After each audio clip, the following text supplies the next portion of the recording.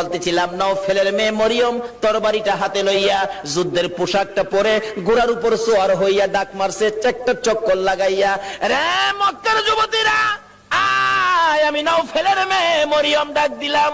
ডাক দেওয়ার সঙ্গে সঙ্গে 200 যুবতী মহিলা নওফেলের মেয়ে মরিয়মের পক্ষে এসে গেছে। সুবহানাল্লাহ। আমার নবীর নূরে মুহাম্মাদের পক্ষে নওফেলের মেয়ে মরিয়ম আগে তরবারি ধরেছে। মহিলারা গো, তোমাদের ভাগ্য ভালো গো, তোমরাই তো আমার নবীর পক্ষে আগে গিয়েছো। এবার তরবারি লইয়া খানে কাবার চারপাশে দাঁড়ায় গেছে যুবতীরা। আব্দুল মুত্তালিবের পাশে যাইয়া তরবারি উড়াইছে নওফেলের মেয়ে মরিয়ম। রে আব্দুল মুত্তালিব, আব্দুল্লাহর গলায় ছুরি দেওয়া যাবে না। আব্দুল্লাহর গলায় যদি ছুরি দিতে চাও, এই যে দেখো 200 তরবারি তোমার পাশে দাঁড়াইয়া গেছে, আজকে আমি এই মক্কা নগরীতে রক্তের বন্যা বসাইয়া দেব। পারবা না দিতে?